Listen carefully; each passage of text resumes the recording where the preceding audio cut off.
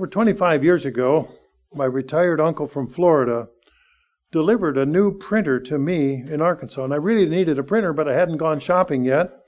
And he was making the rounds, visiting his children scattered around from Texas to Minnesota. And he happened to stop at my place.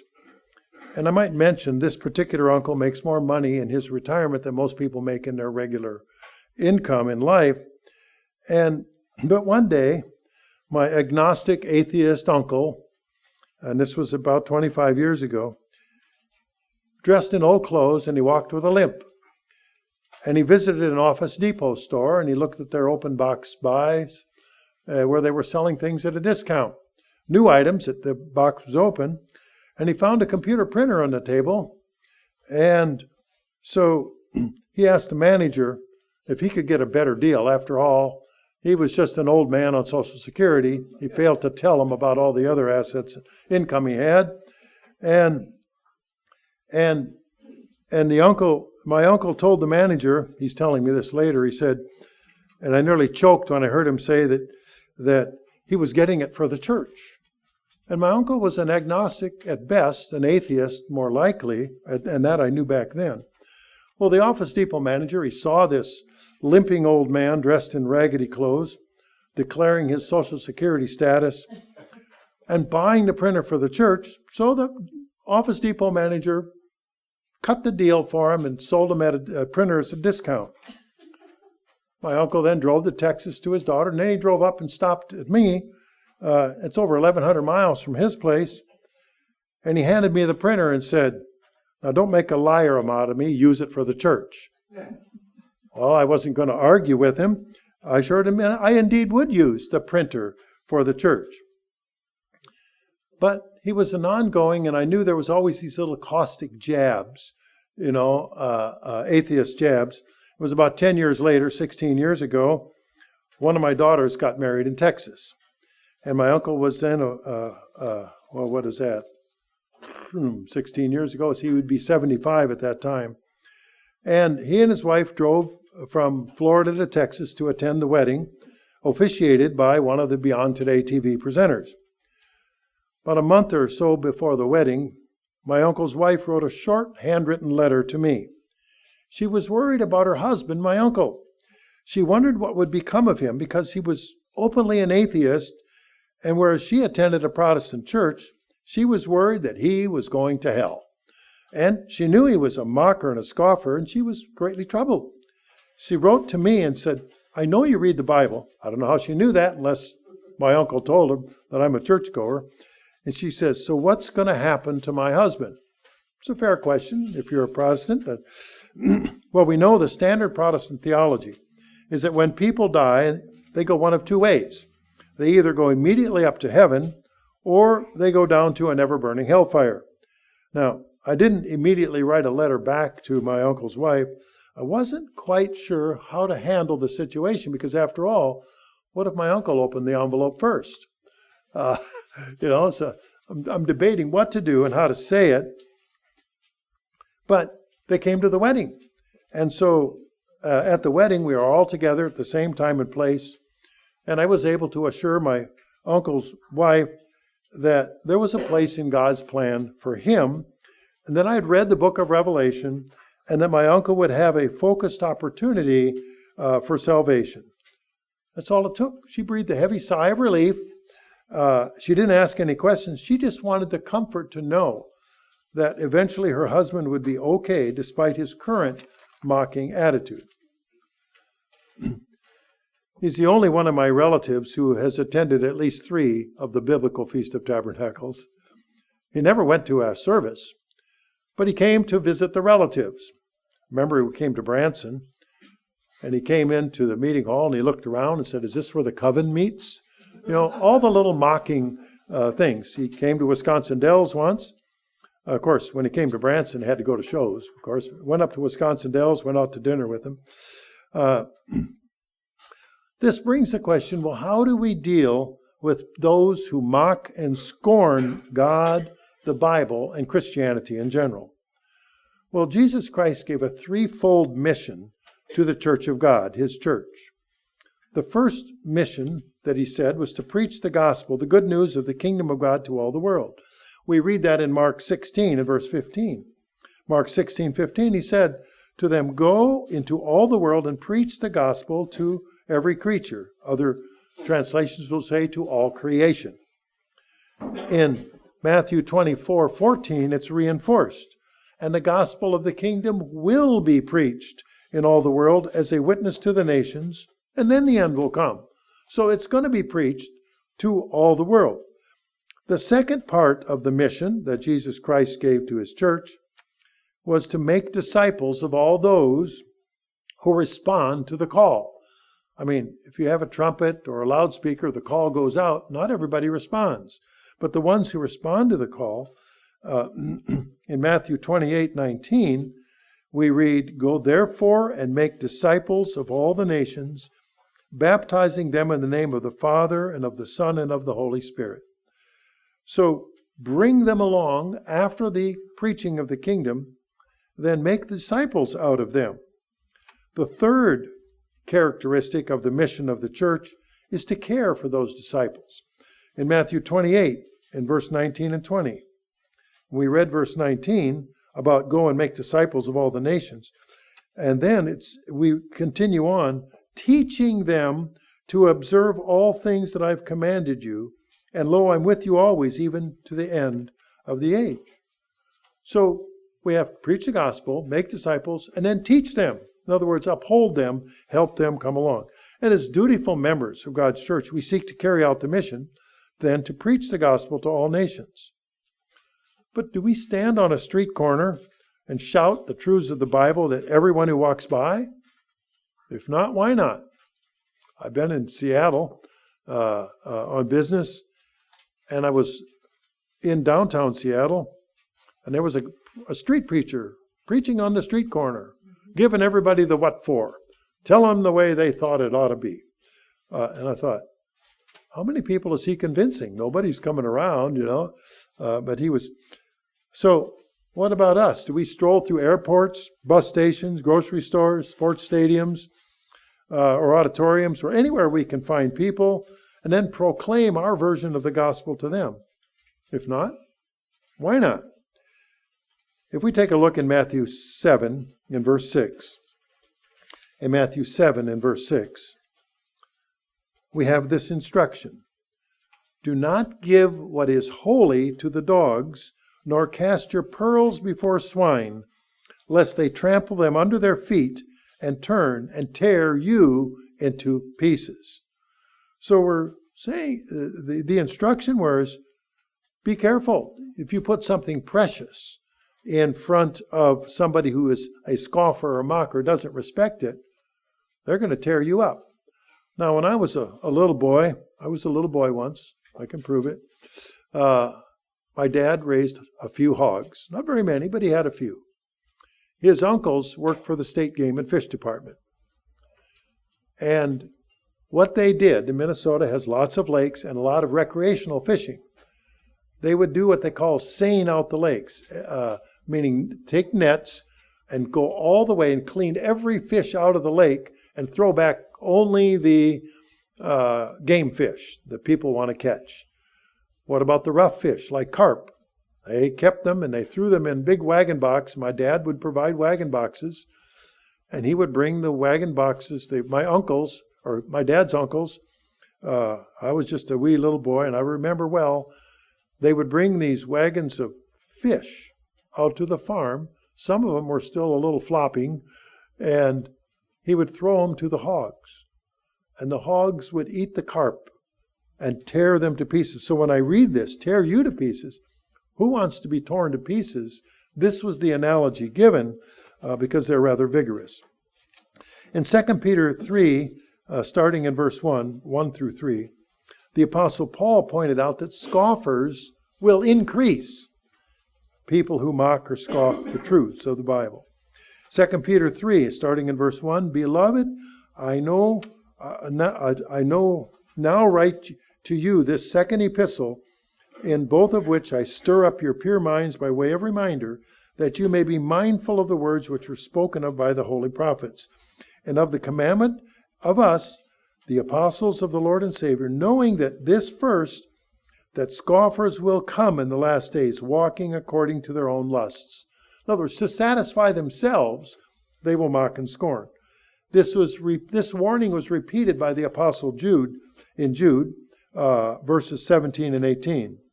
There's only one chapter in Jude, so it shouldn't be too hard to find your way.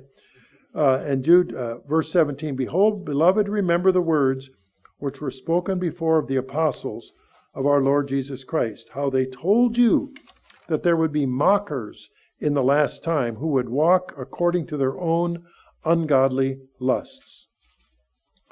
So that's two apostles that wrote to that. And then Paul wrote to his protege Timothy, the younger minister, in 2 Timothy 3:1.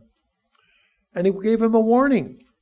The apostle Paul wrote in 2 Timothy 3:1, "But know this, in the last days perilous times will come, for men will be lovers of themselves, lovers of money, boasters, proud, blasphemers, disobedient to parents, unthankful, unholy, unloving, unforgiving, slanderers, without self-control, brutal, despisers of good, traitors, headstrong, haughty, lovers of pleasure rather than lovers of God, having a form of godliness, but denying its power."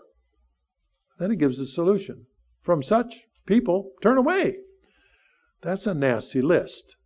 I really don't want to focus on that list a whole lot because it's very uncomfortable. But I do notice in verse 5, it says they have a form of godliness. Ooh.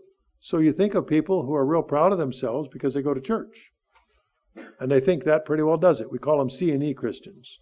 Christmas and Easter is when they show up, and they're real proud of themselves because they call themselves Christian, but they don't read the Bible, don't look at anything else.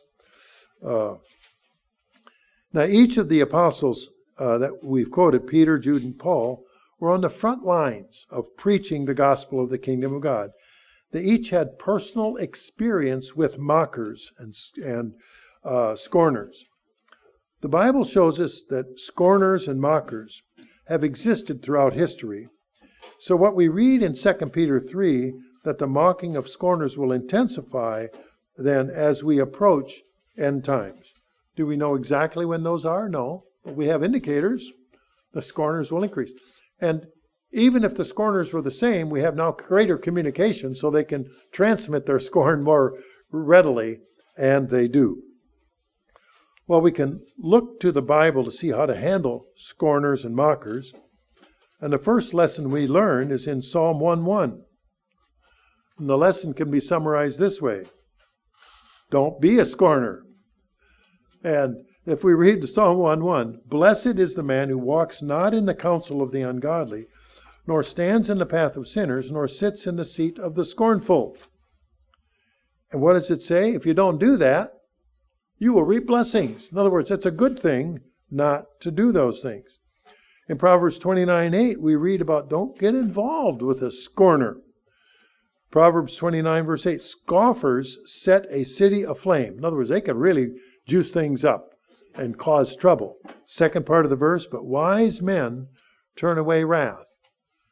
Do they bite the hook, the bait? Are they the fish that bites the nipples for the bait and take the hook when the scorners are there just baiting them? Here, what about this? What about that? Or na na na na na kind of thing. And I suspect we've all heard that. And if we try to correct them, in Proverbs 9, verses 7 and 8, we read about what happens if we try to correct a scoffer. Proverbs 9, verse 7. "He who corrects a scoffer gets shame for himself, but he who rebukes a wicked man only harms himself. Don't correct a scoffer lest he hate you, but rebuke a wise man and he will love you." So it's a warning. Are you going to be able to fix a scoffer? You're going to be able to give him a little touch of your verbal whip and that'll solve it? It says, you're just going to stir up more trouble. It's, as we've read earlier, don't be one and avoid those relationships. Interesting in Proverbs 22 and verse 10. Proverbs 22 and verse 10. "Cast out the scoffer and contentions will leave. yes, strife and reproach will cease. So if you don't have something to do with them, or you exclude them, you don't bring them into your lives, guess what? Your life is going to be happier. You won't have strife. You won't have what they call reproach. You won't have those problems. Now, Paul and Barnabas, two apostles, were sent out and they traveled far and wide.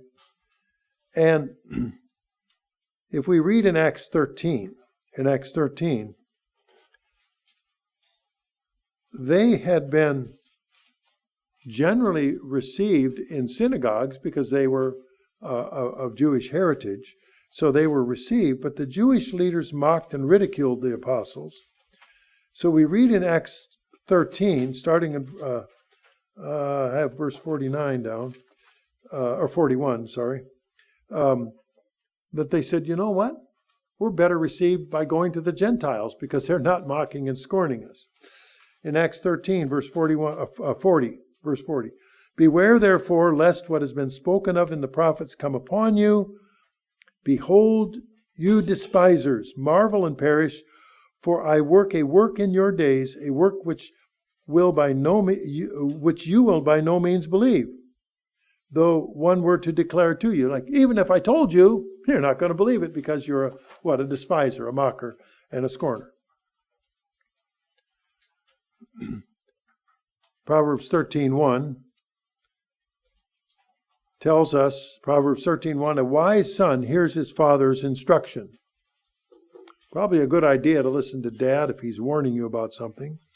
The second half of the verse, but a scoffer doesn't listen to the rebuke. In other words, if you can't learn, you're going to suffer the hard way. In the Bible, we have mockers and scorners are often depicted as individuals who ridicule God and His Word. In the Old Testament, the Hebrew term for scoffer describes those who dismiss righteous counsel. They don't want advice. The New Testament uses a Greek term to convey similar meanings of mockery. These scoffers are characterized by people that follow their ungodly passions, meaning they do whatever they want, forget any moral law, and they cause divisions among the people, which we read in Jude. We know in Jude 1, verse 18. I'm not turning there, but they find a way to insert themselves into other conversations so they can create division. And so we've read, the Bible warns about it. Don't engage those or even correct them, because that'll just lead to troubles for yourself. Now, I do want to look at the example that we have in the Bible about the story of Nehemiah. You may have heard of him. There's a book in the Old Testament about Nehemiah. And the tribes, the Jewish peoples were hauled off to Persia, and they had 3 waves coming back to Judah, now known as Israel. And the first wave, in 536 BC, was led by Zerubbabel. And this was after the time of Esther, 57 years later. And then the second wave of people coming back to Israel was led by Ezra in 455. And the third wave was in 445 BC. So you have these different waves of repatriation, people going back home, as it were. And so there were these waves of people coming back. But you see, the land wasn't empty then. It was being occupied by Arabs and other tribes. So Nehemiah, his goal was to build a wall around Jerusalem. You know what the obstacles he found? They were ridiculed. And I'm not going to all the verses, but in chapter 2, verse 9, chapter 4, verses 1 through 3, it was ridiculed. People were angry, chapter 4, and chapter 1, verse 1, and chapter 6, verse 9.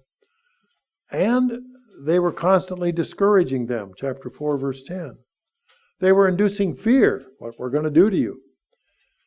and then causing internal strife, confusion among the people that needed to build the wall. And so there are a number of problems that Nehemiah faced in attempting to rebuild the wall around Jerusalem. What happens if you don't have a wall? There was no wall. What happens? Then you're open to anybody who wants to come and take your stuff, including your family members, among other things. Some years ago, I did the message about the last nomadic conqueror in Central Asia, who was cruising around conquering everything in sight. And he was on his way to Moscow, and his troops all surrounded a small city that had a wall. And there were 4,000 to 5,000 men on the wall, presumably armed men that were guarding the city, and the wall was shut up.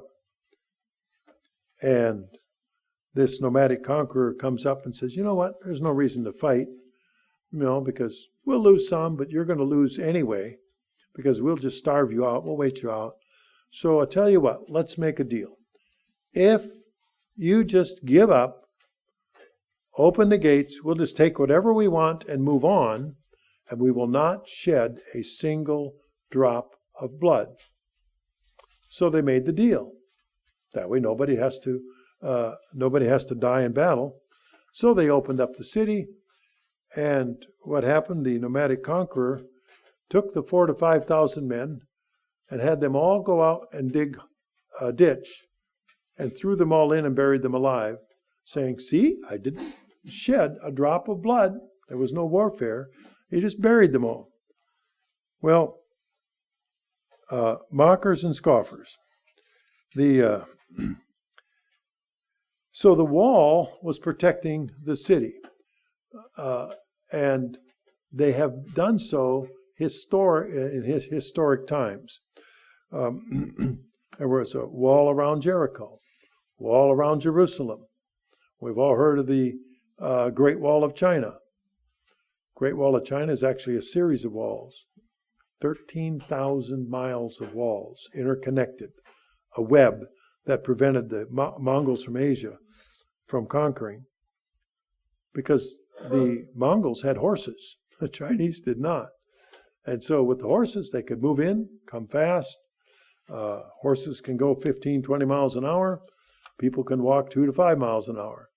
And horses can haul stuff.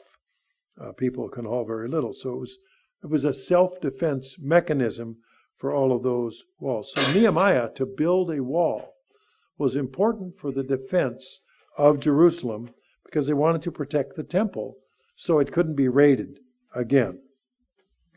So now the word Nehemiah, the actual name means Yahweh comforts or God comforts. He was a king, served as a cupbearer to the king, the one that served wine to the king. And when he found out the conditions were bad in Jerusalem and the walls were broken down, people were in distress, he asked permission from the king of Persia that he could go rebuild the walls of the city. The king gave him permission to do so. And so he had faced a lot of opposition, including Samaritans and Ammonites, but he successfully led the reconstruction of the city walls in Jerusalem in 52 days. Nowadays, can you even get a permit to build something in 52 days, in this society? But this showed the cooperation of the Jewish community to come together for a common purpose. But they had opposition. And this opposition was significant. And we read in Nehemiah chapter 2 and verse 10, Sanballat the Horonite and Tobiah the Ammonite, they heard of this. They were deeply disturbed that a man came to seek the well-being of the children of Israel. They liked to be able to do whatever they wanted with the returning Israelites or Jews.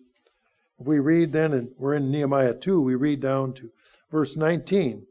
But Sanballat the Horonite, Tobiah the Ammonite, and Geshem the Arab heard, they laughed and despised us and said, "What is this thing you are doing? Will you rebel against the king?" They looked like they're rebelling against the biggest, strongest king in the world, the king of Persia. So they were trying to create an issue, like, we're going to rat you out to the king because you're building a defense against the king of Persia. They made that up. In Nehemiah 4, in verse 1, but it happened when Sanballat heard that we were rebuilding the wall, he was furious and very indignant, and he mocked the Jews. We jump down to verse 7. As it happened, Sanballat, Tobiah, and the Arabs and the Ammonites and Ashdodites heard the walls of Jerusalem were being restored. The gaps were beginning to close, and they became very angry. They saw this as a new enemy for them. And then in Nehemiah chapter 4, verses 9 through 23, I'll just summarize this. But what did they do in verse 9? Nehemiah's people, we made our prayer to God. Because of them, we set a watch against them day and night. You got to be careful. Somebody is there to do you in, to hurt you. Because verse 11, what did the adversaries say? They will neither know nor see anything till we come into their midst and kill them because the work, and cause the work to cease. So they had a plan. They were conspiring. We're going to go in and we're going to put a stop to this wall building. Verse 12, they told us 10 times, from whatever place you turn, they will be upon us. In other words, we're going to be everywhere. And so what did Nehemiah do in verse 13? He positioned people and put them so they were obviously in places with swords and spears and bows. In other words, they adopted a defensive posture. In verse 14, and said, "Do not be afraid of them. Remember the Lord, the great and awesome, and fight for your brethren, your sons, your daughters, your wives, and your houses." And it happened when the enemies heard that it was known to us that God had brought their plot to nothing. All of us returned to the wall, everyone to his work. So it was, from that time on, half of my servants worked under construction. The other half held spears, shields, and bows, and wore armor, and the leaders were all behind the house of Judah. They couldn't just come and decapitate the leadership, because that would cause confusion. So half of them were working on the wall, and half of them looked obviously like they were ready for defense. Everyone, verse 18, every one of the builders, or verse 17, with one hand they worked at construction, the other held a weapon. Verse 18, every one of the builders had his sword girded by his side as he built, and the one who sounded the trumpet was beside me. In other words, a warning if necessary.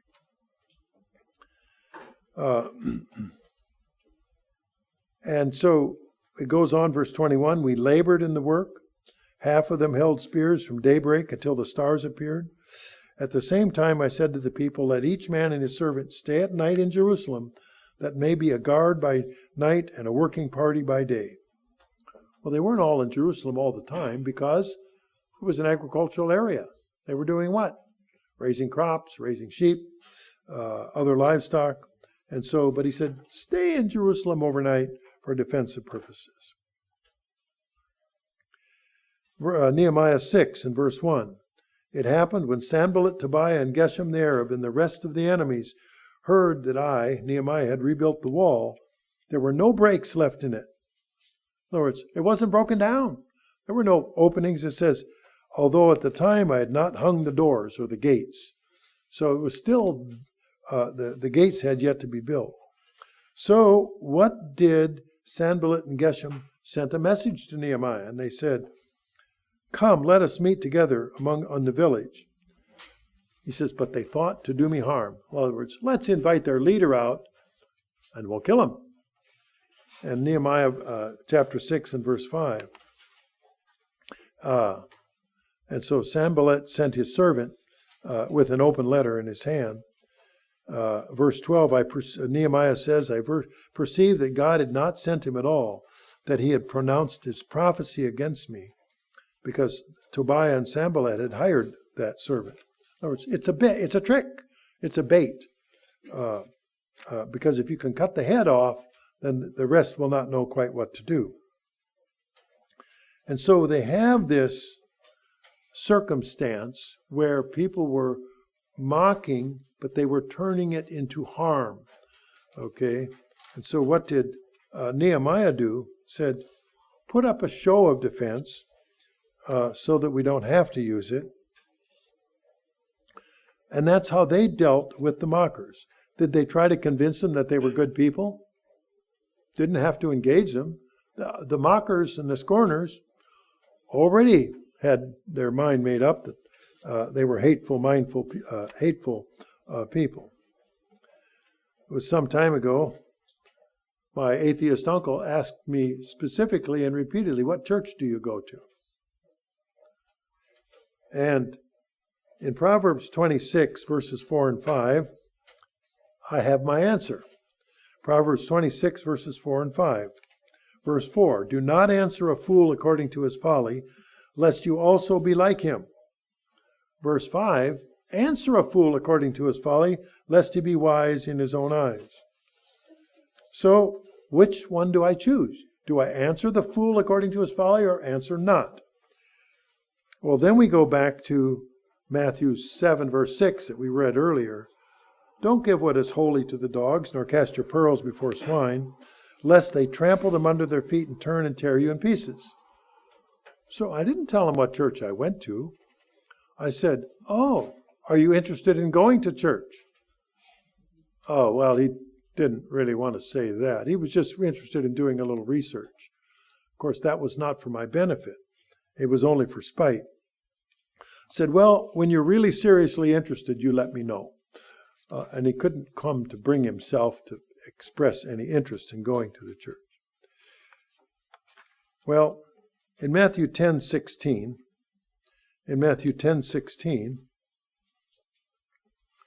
we have this advice. In Matthew 10:16, we know that persecutions are coming, because the verse says, behold, I send you out as sheep in the midst of wolves.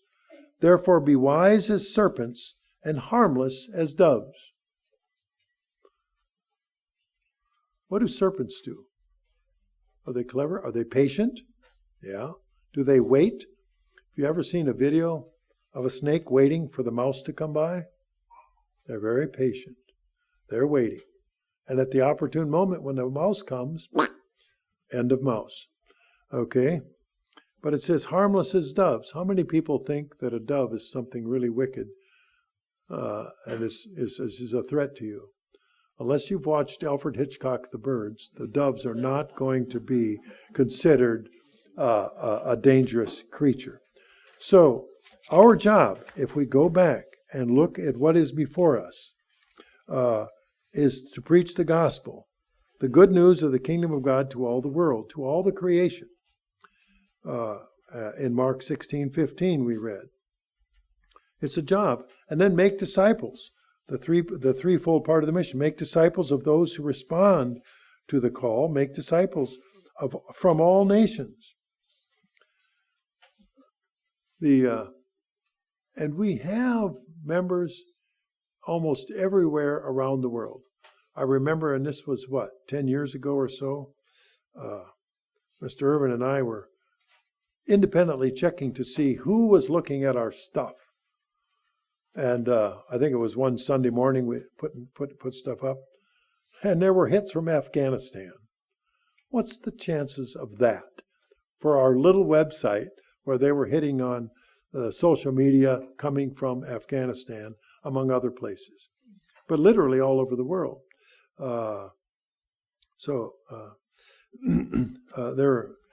We go around the world. It was a few years ago, a couple of years ago, and the UCG president, Rick Shaby, who's now deceased, we were at a conference, and I said, what about Japan? He goes, I never thought about that. Oh, good point. What about Japan? About 2% of the people there call themselves Christian, which means 98% are either agnostic, atheist, Shinto, or Buddhist. And the place is generally religious. Shinto and Buddhist temples are everywhere. But that's another subject for another day. So we'll see there are Japanese members, but they're in the United States. So they're from all nations, okay, just not residing over there. Same thing is true with many other parts of Asia. And I started getting memos through our websites in Estonia, and a guy in Nepal said he has 10 congregations, and this is the first year. Now, they're all keeping the Sabbath now, and this last year was the first year they kept the Feast of Tabernacles. And he was pulling our literature off of the stuff that I put up on the Eastern European website. And he was English conversant. We don't know where all of these things are going. It was a year ago we found out, or last summer we found out, the people in Hungary were interested. They don't speak English, okay? Well, there are a few people that can work as translators, but not universally. But they're everywhere. There's remarkable places in many languages and many tongues. In China, there are over 1,000 languages in the country of China. Each one of them is a local tribal language. Everybody knows there, pretty much everybody, 3 languages. The local language, the regional language, then there's the national language, governmental language. So I used to work in an office in LA, and in there you would hear Mandarin spoken, Cantonese spoken, Shanghainese spoken. If there was anything else, I wouldn't know. Okay, but they each spoke, the ones in the office that were from Asia. But I also did business with the Koreans and the Japanese. And the common language was English. If you're going to fly an airplane in the world, you all have to speak English in order to land an airplane somewhere. That's internationally, it's true. Unless once you cross borders, you have to be able to do that. So, preaching the gospel to all of the world, and then making disciples of those who respond. And then third part of the mission is to care for those disciples. It's a job. But do we stand on the street corner and bark at the wind, howl at the moon? Or do we cast our pearls before swine, something of value to somebody who will trample it up, rip it up, and create a problem? Or should we be smart and mindful about what we do and how we do it? The Bible suggests that we use wisdom because the wise people will follow through. So the scoffers and the mockers in the Bible teach us to follow that instruction. Don't cast your pearls before swine.